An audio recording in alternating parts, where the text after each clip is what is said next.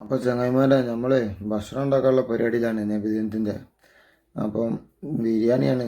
സാധാരണ എല്ലാ കൊല്ലവും നെയ്ച്ചോറും പോത്താണ് ഉണ്ടാവല്. നെയ്ച്ചോറും പോത്ത് കറിയും അങ്ങനെയാണ് ഉണ്ടാവല്. ഇപ്രാവശ്യം അതിനൊരു മാറ്റം വന്ന് ബിരിയാണിയിലേക്ക് മാറിയതാണ്.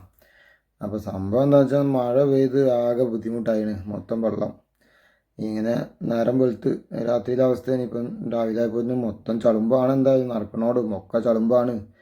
അപ്പം ചോറ് തിളപ്പിച്ച് ഊറ്റുകയാണ്. ബിരിയാണിക്കുള്ള ഇത് അരി തിളപ്പിച്ച് ഊറ്റി കൊണ്ടിരിക്കുകയാണ്. 4 ചെമ്പ് ബിരിയാണിയാണ്. ഒരു 220 വീടോളം സ്ഥിരമായിട്ട് നമ്മൾ ഉണ്ട് നമുക്കുള്ളത്. അതിലേക്കുള്ള ഭക്ഷണമാണ് നമ്മൾ ഉണ്ടാക്കുന്നത്. അപ്പം കോഴി ബിരിയാണിയാണ്. കോഴി പീസ് ഇതൊക്കെ കഴുകി സെറ്റാക്കി ചെമ്പിലിട്ടാണ്. അതിലേക്ക് റൈസ് വേവിച്ചാണ് ഇട്ടാൽ മതി ദമ്മിടാൻ. ഇതിൽ അടിയിൽ ചോറൊക്കെ ഇറച്ചിയൊക്കെ ഇട്ട് മുകളിൽ ചോറും ഇട്ട് അപ്പം അത് ദമ്മിടാൻ സെറ്റായി. 2 ചെമ്പ് ദമ്മിടാൻ സെറ്റായി. ഇനി 2 ചെമ്പും കൂടി ഉണ്ട് ദമ്മിടാൻ. അപ്പം കൊട്ടയിലേക്ക് ചോറ് ഊറ്റിയിടുക, നേരെ അതിലേക്ക് കൊണ്ടുപോയിടുക. ചോറ് വെക്കണത് നമ്മൾ അത്താണിക്കുള്ള ടീമാണ്. അപ്പം കൻസ് കാറ്ററിങ് എന്നാണ് ഇതിൻ്റെ പേര്. ഇത് പ്രമോഷനൊന്നുമല്ല, നമ്മൾ അറിയുന്ന ആളാണ്, റഫിയാക്കാന്ന് പറയും. അപ്പം മൂപ്പര ചോറാണ്. അങ്ങനെ ചോറ് ഇതാ അണ്ടിപ്പരിപ്പ് മുന്തിരിയൊക്കെ ഉണ്ട് വെതറി ദമ്മിടാൻ സെറ്റായി നിൽക്കുകയാണ്. അത് ദമ്മിട്ട് പോയി.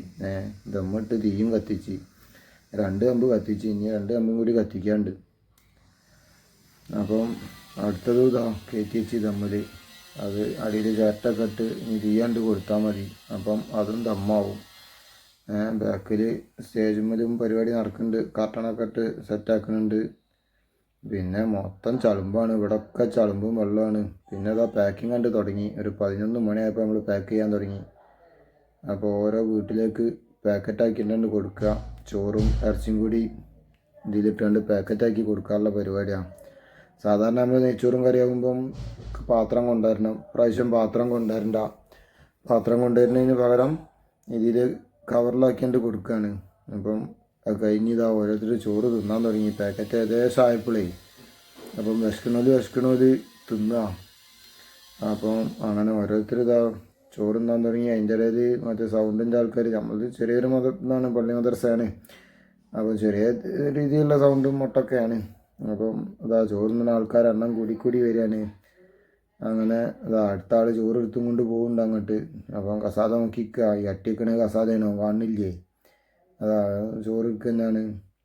അപ്പോൾ എന്താ പറയുക, ഒരു 2.5-3 കിലോൻ്റെ അടുത്താണ്, 2.5 കിലോൻ്റെ അടുത്താണ് നമ്മൾ ചോറ് കൊടുക്കുന്നത്. 2.5 കിലോന്നാണ് ചോറ് കൊടുക്കുന്നത്. അതിലൊരു 10-8 പീസാക്കിയിട്ടുണ്ട് കൊടുക്കും.